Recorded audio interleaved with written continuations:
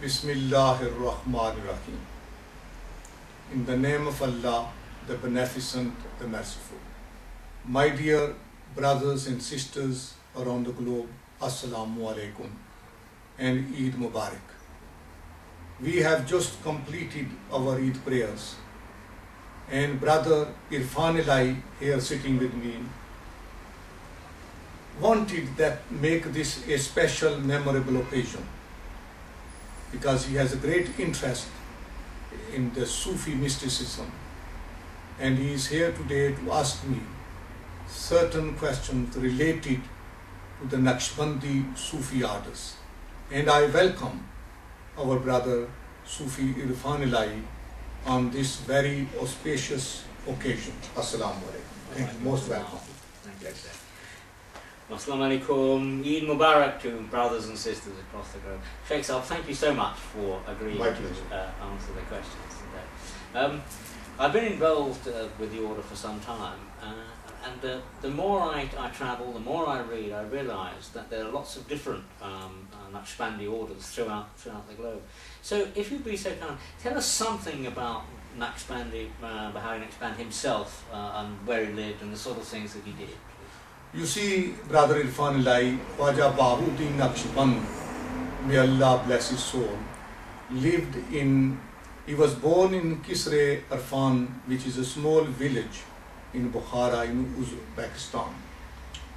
He was a very bright student of spirituality in his very early age, and then he developed into such a powerful spiritual personality that any student who would come and sit with him, he would project his spiritual vision on them, and they would become enlightened with the light of God Almighty. So what it carries, people mention that this Naqshband, that whenever he will look at a person who comes in search of God, he will carry an imprint of the zikr of Allah. So he becomes universally known as a Sheikh in Naqshband, that the Sheikh who carries the seal of the zikr of Almighty. So that is how we know. He was the 14th century Sheikh, born in 718 Hijrah, and he died in 791. That was the time of the Holy Prophet. So tell us a little bit about the vision and the philosophy of the whole Naqshbandi path, Sheikh. Well, Khwaja Bahuddin Naqshband had, of course, written number of books and philosophies, but three important facts and philosophy which he mentioned about the Sufi is that Muraqaba, Mushahida and Muasfa. That these are the high principles which every searcher of God or a person who wants to be with Almighty have to adopt them. So Muraqaba is, according to the Khwaja Bahuddin, that not at any moment the focus of the inner and the outer vision must be on Almighty Allah subhanahu wa ta'ala all the time, so that internally or externally you are not neglectful of this vision and is fixed on there. Mushahida, which the Khwaja Bahuddin Naqshband explains, is the revelation of secret communication onto the heart of a person, so that we as a people of spirituality and we as a men of God, the communication with our transcendent Lord is through this inner sort of secretive communication, which is unveiled directly onto the heart of a person. So that observation which comes to the person have to be maintained as a way of confidential communication with Almighty. The third principle, which is very important, is the muhasaba, which is accountability. So it would be Muraqaba, the focus of meditation, Mushahida, the secret of transcendence observations, And the third, muhasaba, the accountability of oneself, a self-assessment, which means that at every moment, person should be aware of himself, inward motives and outwards, so that at no time you are really transgressing or crossing the borders. So assessment of self, have you gained the spirituality or are you moving away from the spirituality? So any actions which take you towards the pleasure of God and closer are really promoted by the Sheikh, and those actions which remove you away from the path of God are the dangerous ones, and one must be avoiding them. So these are some of the basic things. And then Khwaja Bahauddin Naqshbandi, you see, talks about the muqtada, those people who are really there for arf, the recognition of God, and akmal and kamal akmal. Muqtada is that person who hears whatever he hears or learns, he is practicing. And kamal is a person who is now in the process of perfecting.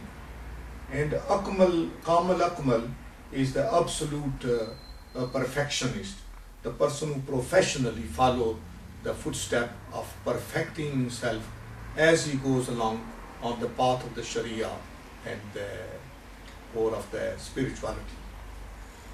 Thank you, Sheikh. I mean, I understand those things intellectually. So my mind can cope with it. I can follow the concepts. I can talk about myself and so forth. But what I find is, because I suppose in many ways I'm an unusual looking Muslim in England, because people don't expect me, even wearing my three-piece suit, really to be a Muslim. And people often ask me questions about why I reverted to Islam, and we get into some quite deep conversations about spirituality and God's grace and so on. But the question they often ask me is, well, what stages do they need to go through? Because in terms of starting at the beginning, what sort of advice, how can a person listening to this say, well, actually, I would like to get on this path? What sort of things do you need to do? Well, I think in a simple form is that empty meditation is okay, but it's not successful. So what we need is to meditate with the name of God, Ism, which brings in the necessary energy of that attribute of the divine associated with that particular attribute. So we as a Naqshbandi people, Khwaja Bahauddin Naqshband has given us a very straightforward recitation, that we take our recitation and with the breathing process of our focusing. Breathe in, we say Allah, and then when we breathe out, we say Hu. So this respiratory system and then meditational system, we bring in the focus of the name of God, and then we deeply go deeper and deeper into that focus. And that would be a simple way. So I think for a person who is newly coming in, like you ventured some earlier things, is that just learn the basic prayers of purity and maintaining the sanctity of things, and then following the simple way of the zikr, and then progressing as you go. So there is no need. But Bahauddin says that follow in a simple way and do not put strain on yourself. Right. So this meditation is a very simple, that you just relax yourself and then start with the breathing process first, and then you develop into a deeper, very silent core of the zikr which you go in order to transcend yourself. Sheikh, you've used the word zikr several times in the course of the interview. What is the zikr? What does it actually mean? Zikr is actually the remembrance of God. So it's Arabic. Arabic word of zikr means remembering God. And the attachment of human with God is through remembering Him. So that when you are focusing on His name, you are remembering Him. When you are breathing in Allah and out, you are remembering Him. But what Allahu means, Allah being the personal name of God, or the very special, and then Hu meaning He, Hova. So what you are doing is eliminating your relationship of the materialistic world and taking on the spiritual role by bringing in the spirituality which God has ordained for you. So, am I right in thinking that perhaps in the morning you should be just chanting Allahu, breathing in Allah, just for what, 10 minutes, 15 minutes? That's it. Because in the early morning, I think the advice is Khwaja Bahauddin Naqshbandi and Sheikh Ahmad Farooqi, revivalist of the second millennium, they all say that after the Fajr prayer or before the sunrise, for about 15 to 20 minutes or half an hour for a beginner is enough. But as you develop more, you can devote more time and draw more energy for yourself. And the evening time, of course, before the sunset. So Asr time, which is also a very quiet time and person is going into. So morning and evening are suitable times for going into the meditational work of zikr.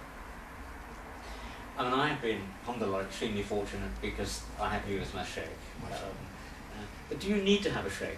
Is that necessary? Can you do it yourself? It's very important because there are certain training schedules and also excessive energy and carrying on the work can be really slightly have a side effect, because overheating of the core of brain or the nerve system can damage a person's health or lose